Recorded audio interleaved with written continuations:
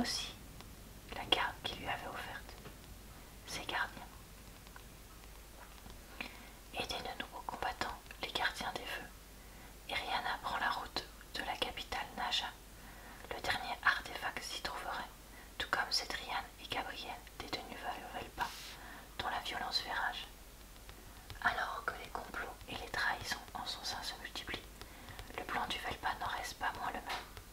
Éradiquer le Ina pour le redistribuer selon un ordre bien précis. Et pour cela, les maîtres du Velpa se sont alliés avec toute la Navrie. Eriana n'a plus le choix.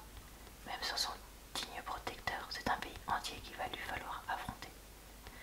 À moins que d'autres prophéties ne se mettent en travers de son chemin. Donc voilà pour le résumé ici.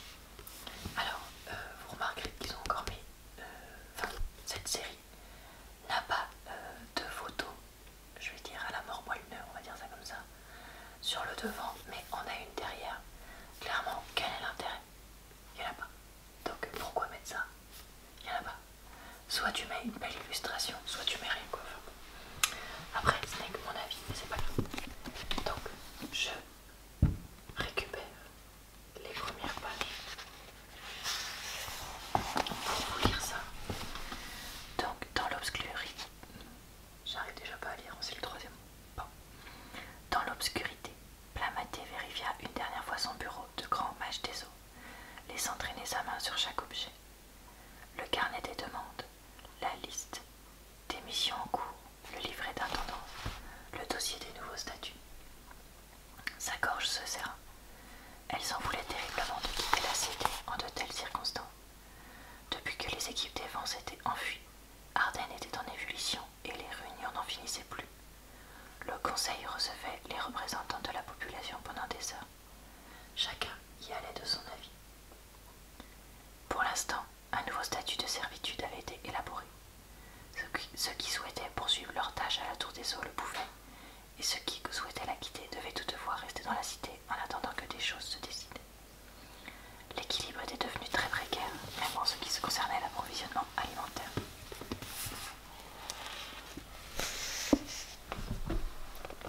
Pour l'instant, les habitants d'Ardennes semblaient comprendre, mais jusqu'à quand cela allait-il durer?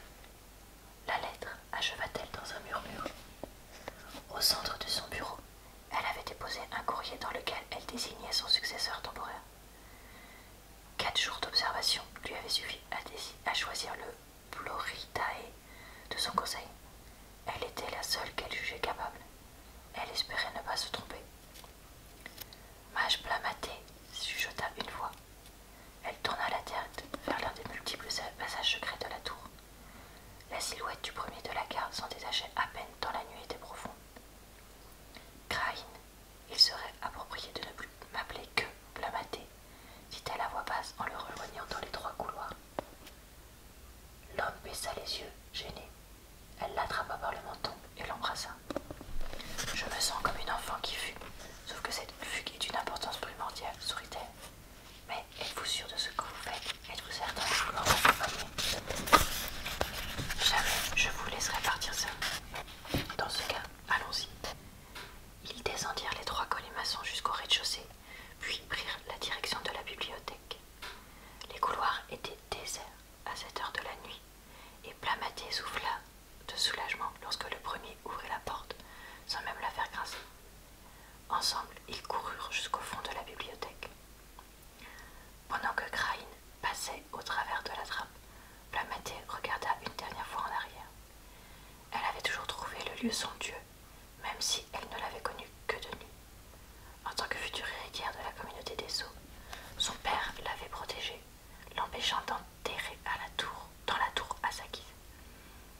Ses adieux auraient la même saveur que tous les précédents. Vous pouvez descendre, appela Kraïn. Elle baissa les yeux et aperçut la barque, souriant à l'idée d'avoir permis à ses amis de s'échapper de la même façon il y a plusieurs jours.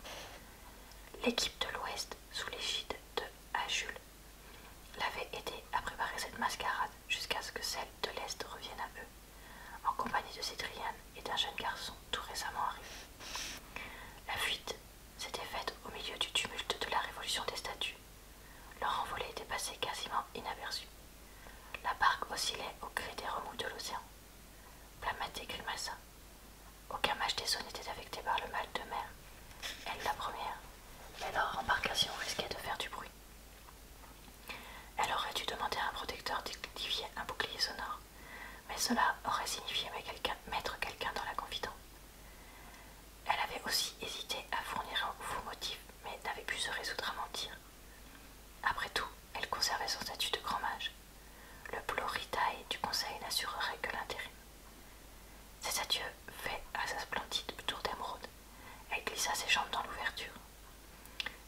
cherchèrent le premier barreau de corde et elle mit doucement son poids dessus. Le reste de son corps se faufila à travers la trappe. Le mouvement était d'une simplicité enfantine, mais pour elle, le symbole était fort. Elle quittait sa tour, elle abandonnait son peuple. Non, je ne l'abandonne pas, se murmura-t-elle en attrapant l'échelle d'une main. Je m'en vais le sauver. Elle scella la trappe avec son Inra. Donc, voilà pour les premières pages de ce livre. Alors, pour ce qui est de mon avis, j'ai bien aimé ce tome parce que, déjà, comme les autres tomes de la série, c'est extrêmement bien écrit. D'ailleurs, il se passe aussi énormément de choses dans ce roman. Moi, ce que j'aime bien, c'est que dans chacun de ces romans-là, on a l'impression de lire beaucoup de choses, parce que même si les éléments sont assez bien décrits, comme vous pouvez le voir, il n'y en a pas non plus des tonnes. Et puis, c'est assez réaliste dans le sens où, voilà, il n'y a pas des jours et des jours et des jours qui sont passés entre guillemets inutilement au même endroit. On sent vraiment qu'il y a plusieurs mois qui passent, peut-être pas mois, mais plusieurs semaines qui passent dans différents lieux, différents moments. Et du coup, ça rend vraiment le récit extrêmement réaliste, donc ça j'ai bien aimé. J'ai bien aimé le fait que certains personnages soient séparés dans cette histoire. Parce que du coup on a différents lieux qui s'alternent. Donc d'un côté on est avec Cédriane et le Velpa, d'un autre moment on est avec Eriana, etc., etc. Et puis aussi d'autres personnages mais que je ne vais pas citer. Donc ça, j'ai trouvé ça vraiment intéressant. J'ai trouvé la description du lieu de vie du Velpa, puisque du coup on est amené à en savoir un peu plus, assez réaliste et assez intéressante. Et j'ai trouvé que ces méchants faisaient méchants, mais sans en faire non plus trop d'étonnes. On sent que dans les méchants, il y en a qui sont très très méchants et qui sont entre guillemets nés très très méchants, et d'autres qui sont méchants par intérêt, d'autres qui sont un peu moins méchants. Et du coup ça, je trouve ça intéressant parce que ça rend ça paraît beaucoup plus réaliste par rapport à la vraie vie. Donc voilà, ça c'est vraiment quelque chose que j'ai apprécié. J'ai trouvé le personnage d'Eriana toujours assez juste, sans en faire des tonnes. Donc voilà. Après, maintenant j'ai envie de lire le tome 4 pour en savoir un petit peu plus et puis voir un petit peu comment la série va se finir, parce que c'est vraiment ça pour moi qui va être déterminant sur cette série.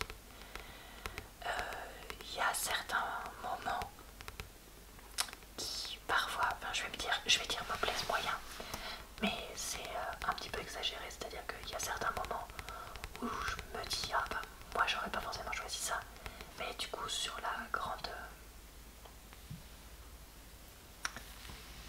je sais pas comment dire, mais en gros par rapport à l'histoire, par rapport au personnage, il y a rarement des choses inconsidérées, donc c'est ça que je trouve intéressant. Après là, le personnage que j'ai le moins compris dans ce tome, c'est Mathéil, le prophète, mais je suppose qu'on